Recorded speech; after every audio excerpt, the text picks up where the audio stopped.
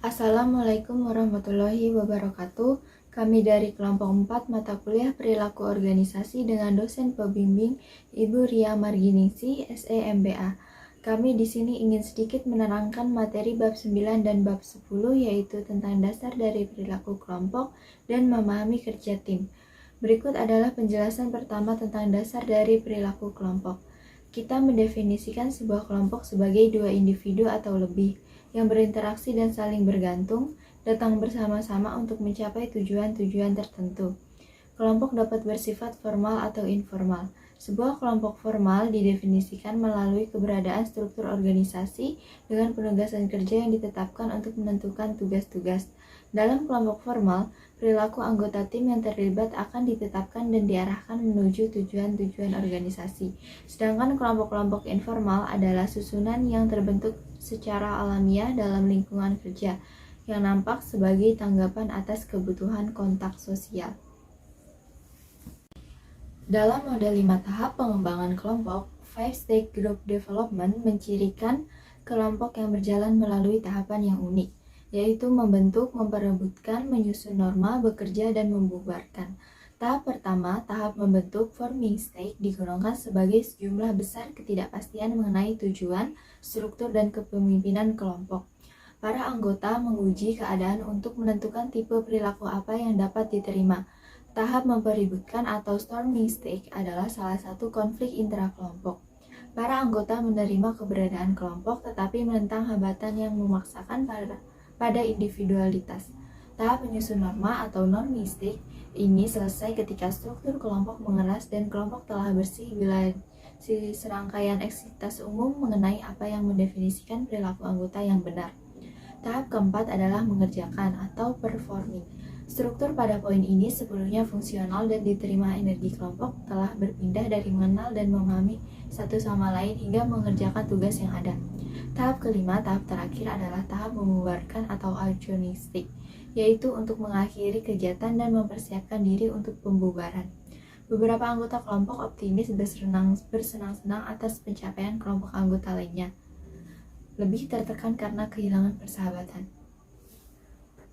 Beberapa dari properti ini adalah peranan, norma, status, besaran, kekompakan, dan keragaman. Properti kelompok pertama, peran.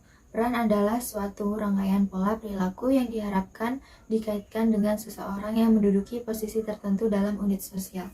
Persepsi peran adalah pandangan kita mengenai bagaimana kita seharusnya bertindak dalam suatu situasi tertentu. Properti kelompok 2, norma. Semua kelompok menciptakan norma standar perilaku yang diterima dan berlaku pada para anggota kelompok yang mencerminkan apa yang harus dan tidak harus dilakukan berdasarkan suatu keadaan tertentu. Ketika disetujui dan diterima oleh kelompok, maka norma akan mempengaruhi perilaku para anggota dengan pengendalian eksternal yang minimum. Properti kelompok 3, status. Apa yang menentukan status? Menurut teori karakteristik status, status cenderung berasal dari salah satu di antara ketiga sumber berikut. Yang pertama, kekuasaan seseorang yang dimiliki atas orang lain. Oleh karena itu, mereka cenderung untuk mendalikan sumber daya kelompok, maka orang-orang yang mendalikan hasil cenderung sebagai penyandang status yang tinggi. Yang kedua, kemampuan seseorang untuk memberikan kontribusi bagi tujuan kelompok. Orang-orang yang memiliki kontribusi yang sangat penting bagi kesuksesan kelompok cenderung memiliki status yang tinggi. Yang ketiga, karakteristik pribadi individu. Seseorang yang memiliki karakteristik pribadi akan dinilai secara positif oleh kelompok. Penampilan yang bagus, cerdas, uang, atau kepribadian yang ramah biasanya memiliki status yang lebih tinggi daripada seseorang dengan atribut nilai yang lebih sedikit. Properti kelompok 4, besaran. Jadi besaran suatu kelompok mempengaruhi keseluruhan perilaku, tetapi pengaruhnya bergantung pada apa variabel dependen yang kita amati. Kelompok dengan puluhan atau lebih para anggota baik untuk memperoleh input yang beragam. Jika tujuannya adalah untuk menemukan kenyataan, maka semakin besar kelompok harusnya semakin efektif. Properti kelompok 5, kekompakan. Kelompok-kelompok memiliki kekompakan berbeda. Keadaan yang mana para anggota tertarik satu sama lain dan bermotivasi untuk tetap bertahan di dalam kelompok. Kekompakan mempengaruhi produktivitas kelompok. Riset-riset secara konsisten memperlihatkan bahwa hubungan antara kekompakan dengan produktivitas bergantung pada norma yang terkait dengan kinerja kelompok. Properti kelompok 6, keragaman. Keragaman di dalam keanggotaan kelompok atau keadaan yang mana para anggota kelompok sama dengan atau berbeda dari suatu sama lain. Sejumlah besar riset dilakukan mengenai bagaimana keragaman mempengaruhi kinerja kelompok. Pengambilan keputusan kelompok ada 3, yaitu 1. Kekuatan pengambilan keputusan kelompok. Ini menghasilkan informasi yang lebih lengkap. Jadi kelompok mengarah pada meningkatnya penerimaan suatu solusi. Maka para anggota kelompok harus berpartisipasi dalam pengambilan keputusan dan mendukung secara antusias gunanya mendorong orang lain untuk menerima keputusan tersebut. Yang kedua, kelemahan pengambilan keputusan kelompok. Ini memerlukan lebih banyak waktu untuk mencapai suatu solusi. Pembahasan kelompok dapat didominasi oleh salah satu anggota atau beberapa anggota. Apabila ada anggota yang berkemampuan rendah, maka keseluruhan kelompok menjadi kurang efektif dan kelompok yang lemah akan menimbulkan tanggung jawab yang ambigu. Yang ketiga, efektivitas dan efisiensi. Jadi dalam kecepatan individu lebih unggul dan dalam kreativitas kelompok cenderung menjadi lebih efektif. Tapi kita tidak dapat mempertimbangkan efektivitas tanpa menilai efisiensi. Dalam keputusan kelompok, para manajer harus menilai apakah peningkatan dalam efektivitasnya jauh lebih banyak dari cukup untuk mengimbangi penurunan dalam efisiensi. Pemikiran kelompok dan pergeseran kelompok dalam pengambilan keputusan. Pemikiran kelompok ini terkait dengan norma yang menggambarkan situasi pada tekanan kelompok atas keputusan yang mencegah kelompok dari secara kritikal menilai pandangan yang tidak biasa, minoritas atau tidak populer. Ada 4 gejala pemikiran kelompok. 1. Para anggota merasionalisasikan setiap perlawanan atas asumsi yang telah mereka buat, jadi tidak peduli seberapa kuatnya bukti. Yang kedua, para anggota menerapkan tekanan secara langsung. Yang ketiga, para anggota yang memiliki sudut pandang yang berbeda dan berusaha untuk menghindari penyimpangan. Yang keempat, terdapat suatu ilusi kebulatan suara. Jadi, apabila tidak memberikan hak suara, berarti dinilai iya. Tadi kita sudah bahas pemikiran kelompok, sekarang pergeseran kelompok. Ini menggambarkan cara para anggota kelompok cenderung untuk melebih-lebihkan posisi awal yang mereka pegang ketika membahas suatu rangkaian alternatif tertentu dan sampai pada suatu solusi. Di slide 8 ini saya akan menjelaskan tentang pergeseran kelompok atau polarisasi kelompok. Di sini terdapat perbedaan antara keputusan kelompok dengan keputusan individu dari para anggota kelompok. Perdebatan sebuah kelompok membuat anggota mengambil pandangan yang lebih ekstrim dari posisi yang mereka ambil.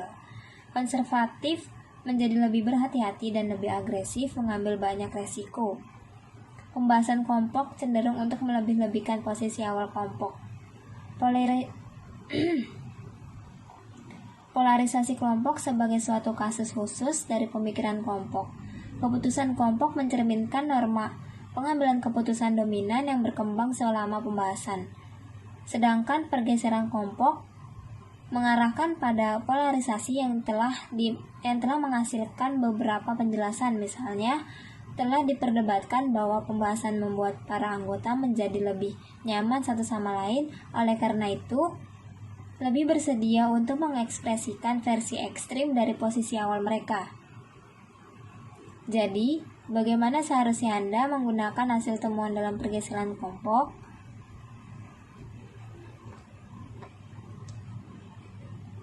Jadi, bagaimana seharusnya Anda menggunakan hasil temuan dalam pergeseran kelompok? Memahami bahwa keputusan kelompok melebih-lebihkan posisi awal dari para anggota individu, pergeseran yang memperlihatkan lebih sering mengarahkan pada risiko yang lebih besar, dan cara manakah kelompok yang akan bergeser merupakan fungsi dari kecenderungan dari para anggota sebelum pembahasan. Di slide 9 ini saya akan membahas tentang teknik-teknik dalam pengambilan keputusan kelompok. Di sini bentuk yang paling umum dari pengambilan keputusan kelompok terjadi dalam kelompok yang berinteraksi atau dengan istilah para anggota saling berinteraksi berhadapan muka satu sama lain yang bergantung pada interaksi verbal ataupun non-verbal untuk berkomunikasi. Riset secara konsisten memperlihatkan cara individu bekerja sendiri untuk menghasilkan yang lebih banyak gagasan daripada kelompok dalam suatu sesi sumbang pendapatan. Dua teknik berikut ini lebih maju daripada sumbang pendapatan yang membantu kelompok-kelompok agar sampai pada suatu solusi yang diinginkan. Teknik kelompok nominal dengan istilah menghambat pembahasan atau komunikasi interpersonal selama proses pengambilan keputusan kelompok yang dimana para anggota kelompok akan bertemu atau berhadapan muka untuk menyatukan pertimbangan-pertimbangan mereka dalam suatu cara yang sistematis tetapi independen. Secara spesifik, permasalahan dihadirkan dan kemudian kelompok akan mengambil langkah-langkah berikut ini. Yang pertama, sebelum pembahasan dilakukan, setiap anggota secara independen menulis gagasan atas permasalahannya. Yang kedua, setelah periode hening, masing-masing anggota akan menghadirkan gagasan kelompok atau yang dimaksud tidak dapat pembahasan yang dilakukan hingga seluruh gagasan telah dicatat. Yang ketiga, kelompok membahas gagasan-gagasan untuk mengevaluasinya. Yang keempat, masing-masing anggota kelompok dengan diam dan independen memeringkatkan sesuai dengan urutan gagasannya. Maksud dari itu, gagasan dengan peringkat keseluruhan yang tertinggi akan menentukan keputusan. Kelebihan utama dari teknik kelompok nominal yaitu bahwa teknik ini memungkinkan bagi kelompok untuk bertemu secara formal tetapi menghambat pemikiran yang independen, seperti yang dilakukan pada kelompok yang berinteraksi. Saya akan menjelaskan tentang materi bab 10, yaitu tentang memahami kerja tim. Adapun perbedaan antara kelompok dan tim kerja. Kelompok kerja adalah kelompok yang berinteraksi terutama untuk berbagi informasi dan mengambil keputusan untuk membantu setiap anggota tim yang bekerja di dalam area tanggung jawab. Jadi, kinerja mereka hanyalah merupakan gabungan dari tiap-tiap kontribusi individu dari anggota lainnya. Tim kerja merupakan bagian dari kelompok kinerja. Tim dibangun untuk kebermanfaatan atau simbiosis pada interaksi antar anggota.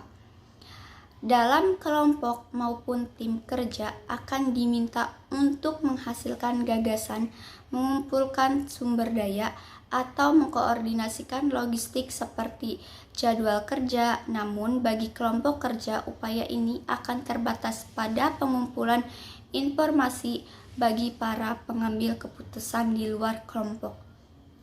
Perbedaan antara kelompok kerja dengan tim kerja harus dipertahankan bahkan ketika istilah yang disebut diperlakukan dalam konteks yang berbeda. Tipe tim ada 5, yaitu tim pemecahan permasalahan. Jarang memiliki otoritas mengimplementasikan secara sepihak beberapa dari saran mereka. Merrill menciptakan tim pemecahan permasalahan untuk menemukan cara-cara agar dapat mengurangi jumlah hari yang diperlukan untuk membuka pengelolaan dan yang baru. Dengan menyarankan untuk memangkas jumlah langkah dari 46 menjadi 36, maka tim dapat menurunkan rata-rata hari dari 15 menjadi 8. Yang kedua, tim kerja dikelola sendiri. Kelompok karyawan biasanya jumlahnya 10 hingga 15 mengerjakan yang sangat terkait dengan pekerjaan yang saling tergantung dan mengambil banyak tanggung jawab. Supervisor biasanya tugas-tugas ini adalah merencanakan jadwal dan menjadwalkan kerja, memberi tugas kepada para anggota, mengambil keputusan operasional, mengambil tindakan atas permasalahan, serta bekerja dengan para pemasok dan konsumen. Yang ketiga, tim fungsional. Suatu sarana efektif yang memungkinkan orang dari area yang beragam di dalam atau bahkan di antara organisasi untuk saling bertukar informasi, gagasan baru, memecahkan permasalahan, dan koordinasikan proyek-proyek yang rumit. Contoh, Starbucks menciptakan tim dari orang-orang produksi, humas global, komunikasi global, dan pemasaran di Amerika Serikat untuk mengembangkan merek via kopi instan. Saran-saran dari tim dihasilkan dalam satu produk yang akan memiliki biaya efektif untuk produksi, distribusi, dan pemasaran yang sangat terintegritas, serta strategi dari berbagai arah. Yang keempat, tim virtual yang menggunakan teknologi komputer untuk mempersatukan secara fisik para anggota yang tersebar dan mencapai tujuan umum. Mereka berkolaborasi secara online dengan menggunakan link komunikasi seperti jaringan area luas, video, conference, atau email. Tim virtual menghadapi tantangan-tantangan khusus. Mereka menderita karena kurangnya hubungan sosial dan interaksi langsung di antara para anggota, menyiksakan perasaan terisolasi. Yang kelima, sistem multi-tim. Tim yang telah kita gambarkan sejauh ini umumnya lebih kecil. Tim yang berdiri sendiri meskipun aktivitas-aktivitas mereka berkaitan dengan tujuan yang lebih luas dari organisasi. Sistem multi-tim ini mendapatkan tugas menjadi yang lebih rumit, maka tim seringkali menjadi lebih besar. Namun, kenaikan dalam besaran tim disertai dengan tuntunan koordinasi yang lebih tinggi menciptakan titik jungkit tipping point yang mana tambah anggota lainnya lebih berbahaya dari kebaikan. Untuk memecahkan permasalahan ini, organisasi mempekerjakan sistem multi-tim. Kumpulan 2 atau lebih tim saling bergantung yang berbagi tujuan dari atasan. Menciptakan tim-tim yang efektif, banyaknya orang yang telah berupaya untuk mengidentifikasi faktor-faktor yang terkait dengan efektivitas tim dalam mempertimbangkan model efektivitas tim. Yang ada 2 ya poinnya, itu tim dalam berbeda dalam bentuk dan model. Struktur model berupaya untuk menggeneralisasikan seluruh varietas tim, tetapi menghindari dengan ketat dalam menerapkan prediksinya kepada seluruh tim. Model mengasumsikan kerja tim lebih disukai daripada kerja secara individu.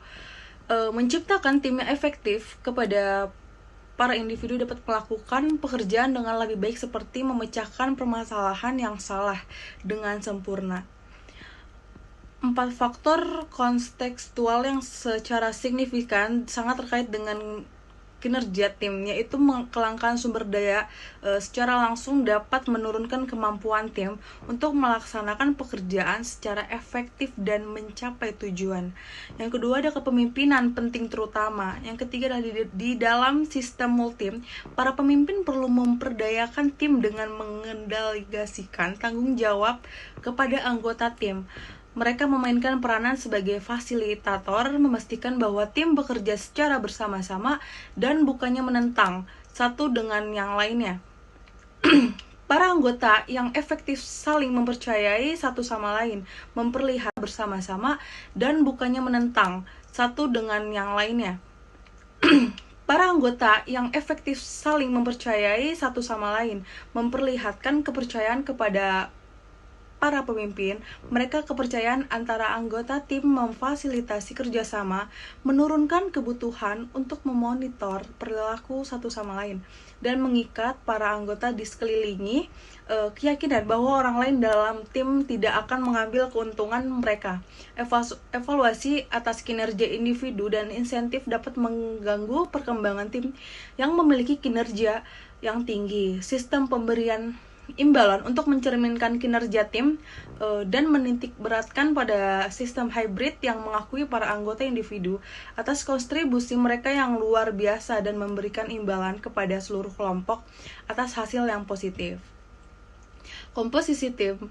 Kategori komposisi tim meliputi variabel-variabel yang terkait, yaitu adalah kemampuan dari para anggota, yang kedua adalah kepribadian para anggota, yang ketiga adalah alokasi aturan, dan keempat keragaman para anggota, besaran tim, dan pemilihan anggota. Terima kasih. Baik, slide berikutnya ada proses tim. Kategori terakhir yang terkait dengan efektivitas tim meliputi variabel proses seperti komitmen anggota pada tujuan umum, menetapkan tujuan tim secara spesifik, keberhasilan tim, level konflik yang dikelola, dan meminimalkan kemalasan sosial. Di dalam proses tim terdapat poin-poin penting, di antaranya ke-1, rencana dan tujuan umum. Tim-tim yang efektif mulai dengan menganalisis misi dari tim, mengembangkan tujuan-tujuan untuk mencapai misi, dan menciptakan strategi untuk mencapai tujuan. Suatu tim itu harus memiliki rencana, tetapi juga harus bersedia dan dapat beradaptasi ketika kondisi menyerukan. Poin yang kedua, ada tujuan yang spesifik. Tujuan-tujuan yang spesifik memfasilitasi komunikasi yang jelas. Mereka membantu tim untuk mempertahankan fokus mereka pada perolehan hasil. Poin selanjutnya, yang ketiga, yaitu keberhasilan tim. Tim yang efektif memiliki kepercayaan dalam diri mereka sendiri. Mereka yakin bahwa mereka itu dapat berhasil. Manajemen melakukan ada dua opsi, yaitu meningkatkan keberhasilan tim, membantu tim mencapai keberhasilan kecil yang membangun kepercayaan diri mereka, dan menyediakan pelatihan untuk meningkatkan keterampilan teknik anggota. Poin selanjutnya, poin keempat, mental model. Mental model adalah pengetahuan dan keyakinan para anggota tim mengenai bagaimana pekerjaan dapat diselesaikan oleh tim. Poin selanjutnya ada level konflik. Dalam kajian yang dilakukan di Cina, menemukan bahwa level konflik tugas yang moderat selama fase awal kinerja tim secara positif terkait dengan kreativitas tim. Tetapi level konflik yang rendah maupun yang sangat tinggi memiliki hubungan negatif dengan kerja tim. Jadi dengan kata lain, ketidaksepakatan yang terlalu banyak maupun terlalu sedikit mengenai bagaimana sebuah tim harus memulai pelaksanaan tugas kreatif dapat menghalangi kinerja. Poin keenam, ada kemalasan sosial. Para individu dapat terlibat dalam kemalasan sosial dan terdapat pada upaya kelompok ketika kontribusi tertentu mereka tidak dapat diidentifikasi. Tim-tim yang efektif itu dapat membuat kecenderungan ini dengan membuat para anggota secara individu dan bertanggung jawab secara bersama-sama untuk maksud, tujuan, dan pendekatan tim. Slide selanjutnya, mengubah individu menjadi pemain tim. Terdapat beberapa opsi bagi para manajer yang berusaha untuk mengubah para individu menjadi para pemain tim. Ada 3 opsi. Yang pertama, pemilihan, merekrut para pemain tim. Beberapa orang telah memiliki keahlian interpersonal untuk menjadi para pemain tim yang efektif. Ketika merekrut para anggota tim, pastikan bahwa para kandidat itu dapat memenuhi peranan tim mereka sejalan dengan persyaratan teknis. Pada saat berhadapan dengan para kandidat pekerjaan yang kurang terampil, maka para manajer memiliki beberapa pilihan. Misalkan, jangan merekrut mereka. Tetapi jika manajer itu merekrut mereka, tugaskan mereka pada tugas atau posisi yang tidak memerlukan kerja tim. Tetapi jika tidak dapat dikerjakan dengan mudah, maka para kandidat tersebut dapat mengikuti pelatihan untuk menjadikan mereka ke dalam para pemain tim. Sifat pribadi juga merupakan faktor yang menentukan apakah orang itu cocok bekerja di kandidat dalam tim tersebut atau tidak. Yang kedua, pelatihan, menciptakan para pemain tim. Para ahli pelatihan melakukan latihan yang memungkinkan para pekerja untuk mengalami kepuasan yang diberikan melalui kinerja tim. Poin ketiga, ada pemberian imbalan, menyediakan insentif agar menjadi seorang pemain tim yang baik. Sistem ini itu harus diulang untuk mendorong usaha bekerja sama dan bukan saling berkompetisi. Menurut Hallmark, menambahkan sistem intensif dasar bagi individu pada bonus tahunan yang didasarkan pada pencapaian tujuan tim. Sebagian besar sistem imbalan yang didasarkan kinerja itu harus mengarahkan pada kinerja tim. Sebagai hasilnya, tim itu nantinya memilih para anggota yang baru dengan sangat berhati-hati. Mereka akan memberikan kontribusi bagi efektivitas tim. Berikut adalah kesimpulan dari kelompok kami. Kurang lebihnya mohon dimaafkan. Wassalamualaikum warahmatullahi wabarakatuh.